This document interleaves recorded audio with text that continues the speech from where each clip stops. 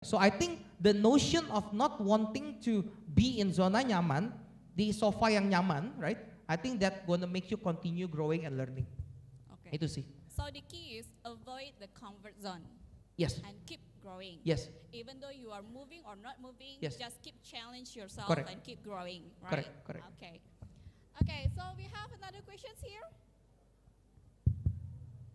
Okay, we have at the back there.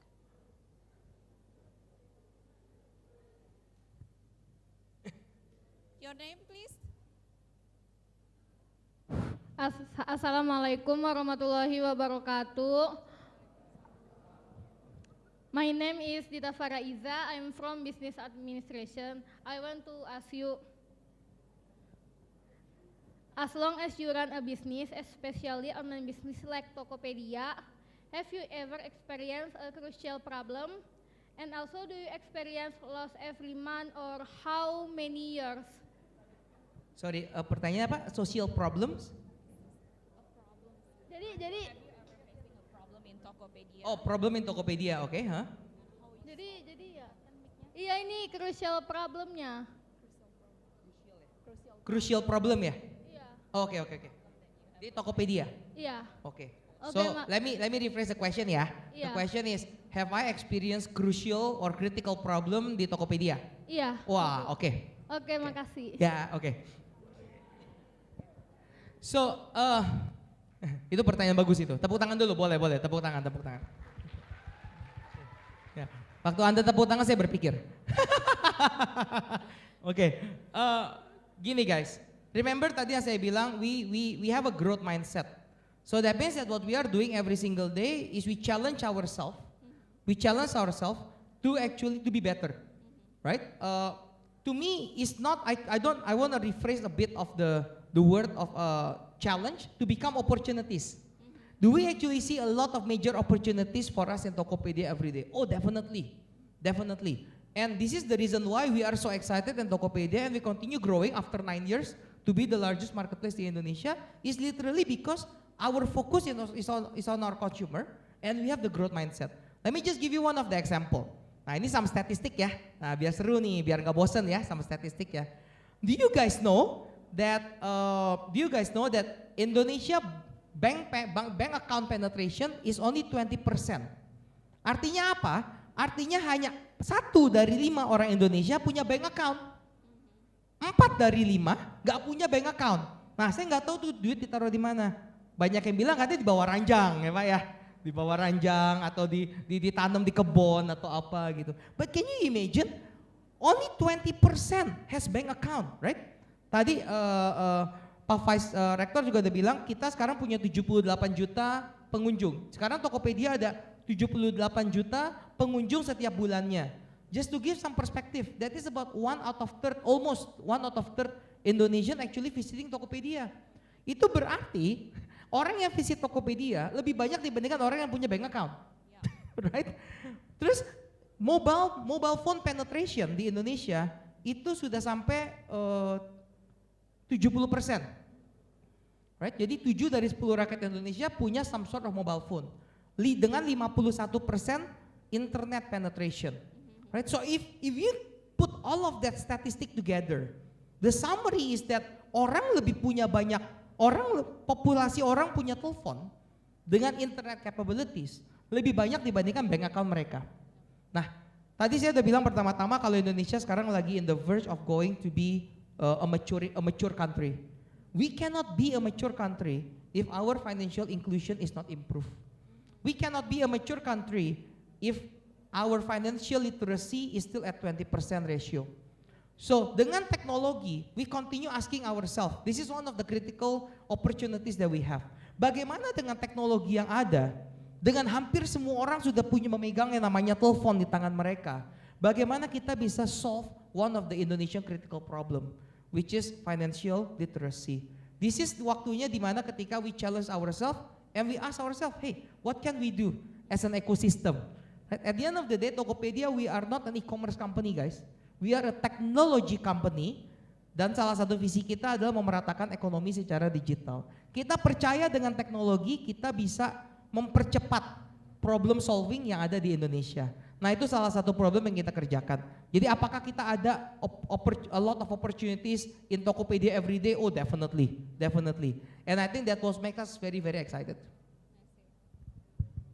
thank you for your answers. Okay, so we have another questions. We have another questions. Wow, we have a lot. Which one? Okay, maybe decide first. Please.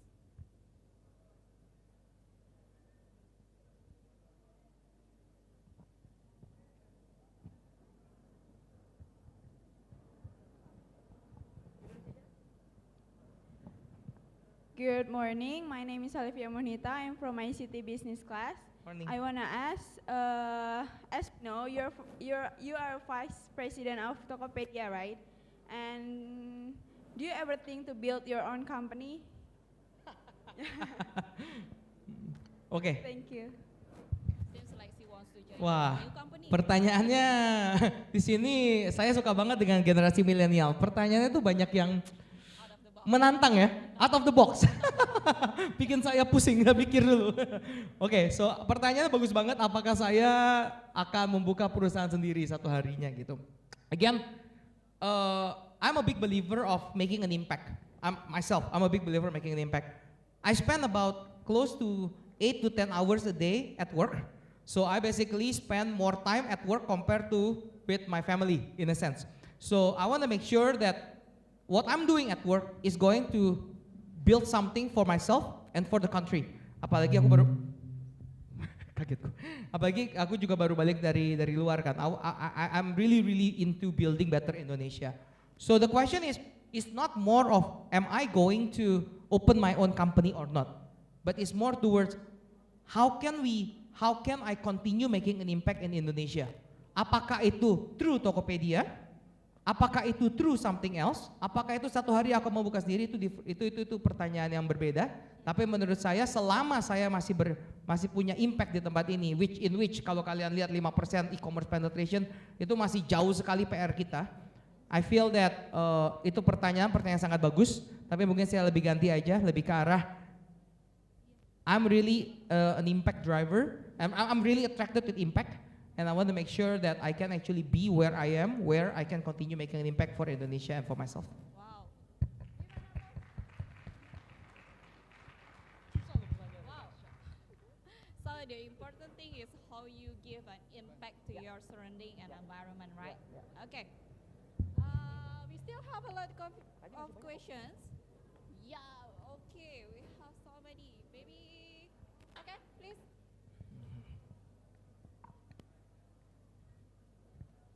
Pak Vice Rector, pertanyaannya dahsyat-dahsyat ya. Wah hebat ini. Okay. Your name, please. Good morning, my name is Vayu. I'm from informatics. Wahyu ya? Vayu, V. Oke. So, I've seen in my field, there are many friends who don't have a passion of informatics, and even their passion is just so different from informatics. And as we call it himpunan, we need to have a passion of our field first. So, how for me or my friends or any informatics student to let other students to have the same passion, to have the passion of informatics. So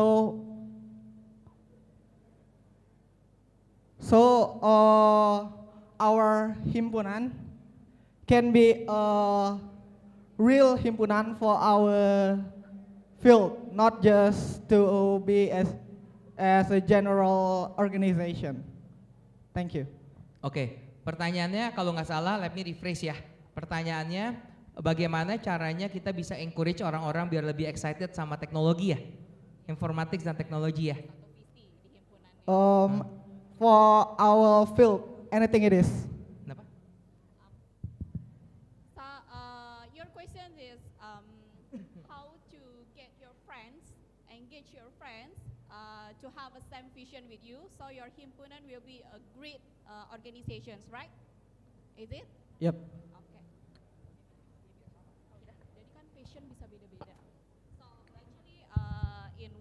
major. Maybe some students have a patience or passionate enough in the major itself, but some of them might not. So if they join with the himpunan or the organizations, Ngerti. Okay. they don't have the same vision. So Okay. it could be difficult to Oke, grow something. oke, ngerti. Oke, waktu aku gini. Dalam satu organisasi pasti perlu ada visi yang sama, ya.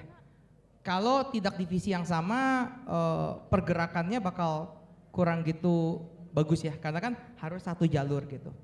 Tapi tidak berarti semua orang di organisasi itu harus punya satu mindset, right? Dan karena kenapa? Karena justru kemajemukan itulah yang membuat itu indah, right? I'm not actually hiring people that is like me. Because when I hire people like me, semua ya kayak gini semua gitu, error-error semua gini kan, nggak mau kan, harus ada yang lebih pintar dari saya, yang lebih thoughtful dari saya, dan macam-macam. Sama juga dengan di satu perhimpunan, mungkin ada orang yang dari bisnis, mungkin cara berpikir dia lebih ke arah commercial negotiation, thinking from bagaimana ya caranya biar kita bisa dapat good commercial yang actually mutually benefiting everyone. Mungkin kamu dari bisnis dapat informatics, dari teknologi. You're gonna give some perspective from how to scale the system, how to build a technology in such a way that the technology enables you to move faster. Mungkin ada orang dari psikologi, right? Wah ini psikologi tiba-tiba ngapain nih? Dimana mungkin dia bisa mengerti gimana pattern of human. Dimana nanti lu waktu bikin UX lebih bisa gitu, lebih masuk dan lebih nyaman buat mereka pakai, right? Mungkin ada lagi yang dari legal, wah orang-orang hukum. Mungkin dia bisa membantu dari sisi apakah solusi yang kalian bikin itu sesuai dengan regulasi atau tidak. Kalau belum ada regulasinya, apa yang kita bisa lakukan supaya kita bisa mempercepat dan mendorong regulasi di Indonesia. Nah semua itu kita gabungkan jadi satu, selama visinya sama, kemajemukan itu malah indah.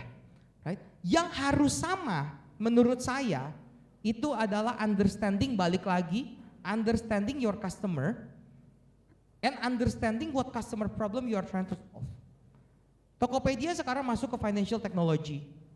And visi kita di financial technology is literally about increasing our financial literacy di Indonesia. Right? So all of the product that we are building, all of the solution that we are building is no less than moving towards that direction.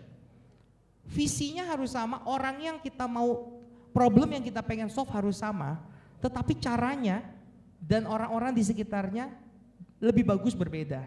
Disitulah lu bakal mendapatkan, kalian bakal mendapatkan banyak different insights gitu. Does it answer the question? Oke.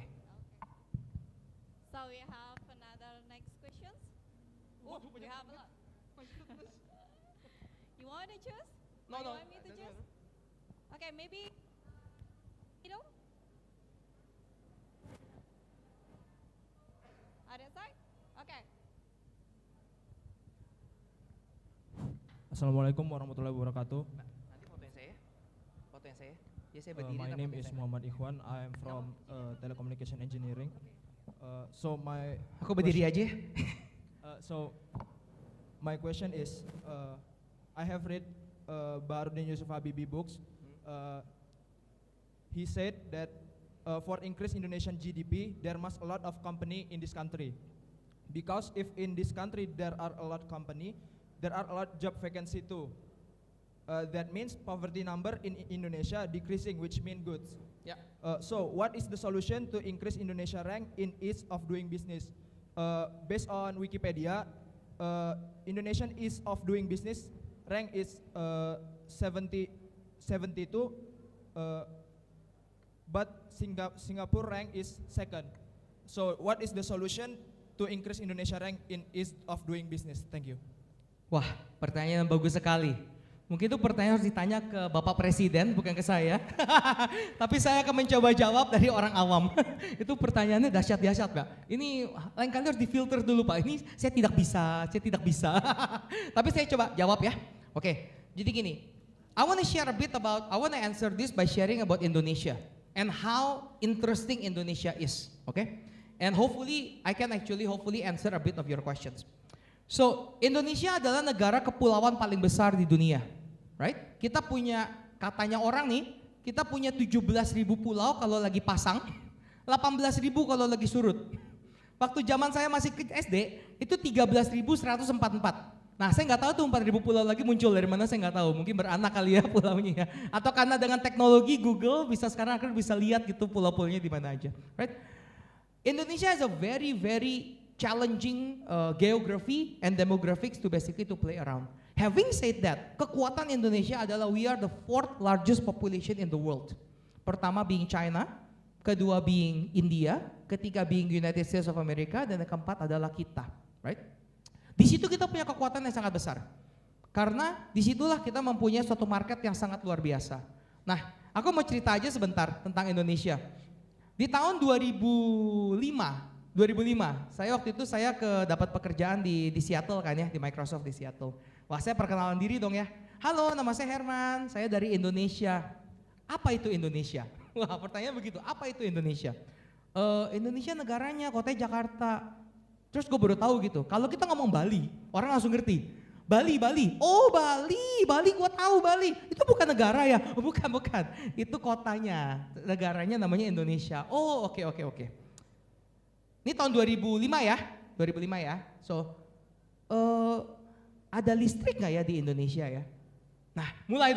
Hah, adalah. Negara kita lumayan oke kok. Di tahun 2000 juga oke gitu. Listrik ada, tenang aja gitu. Nah, terus biasa kan orang bule kan kurius gitu ya.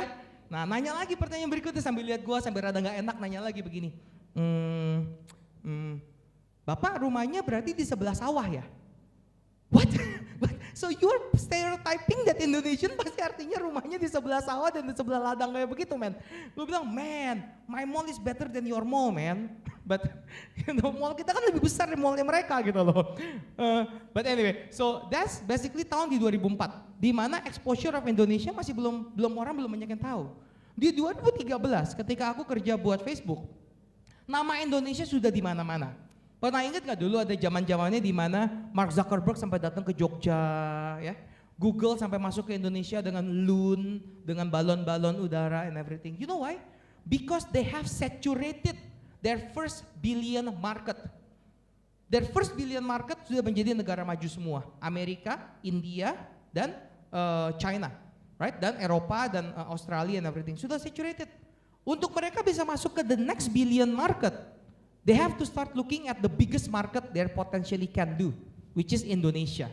This is the reason why every eyes are now really into Indonesia. Semua mata lagi menuju ke Indonesia.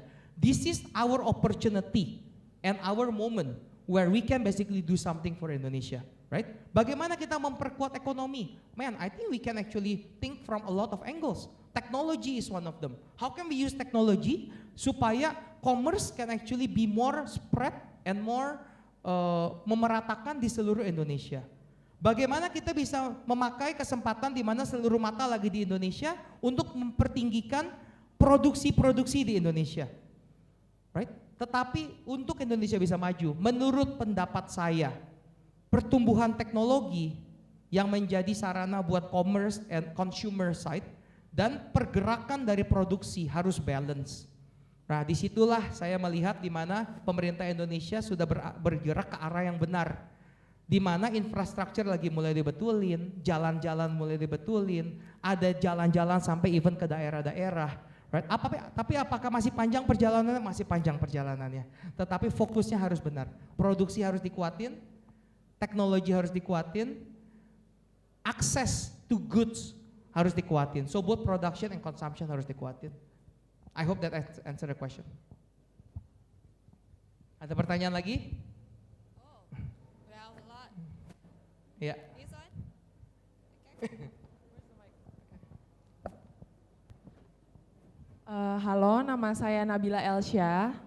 I want to ask, in the journey of your life, you've been meeting for various type of people, right?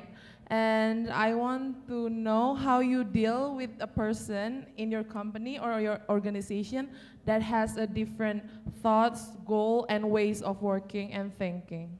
That's it. Nabila ya? Are you from psychology? No, I'm from ICT business. Oh wow, bisnis. Oke, that's right. Itu pertanyaan yang sangat bagus sekali. Oke, bagaimana? Wah, tepuk tangan dulu. Pertanyaan bagus. Oke. Pertanyaannya bagaimana kita bisa bekerja sama dengan orang yang berbeda dengan kita, gitu ya? Kira-kira ya. Oke, bagi saya, again, to me, I'm a big believer of kemajemukan, right? Bagi saya kemajemukan itulah yang memperkuat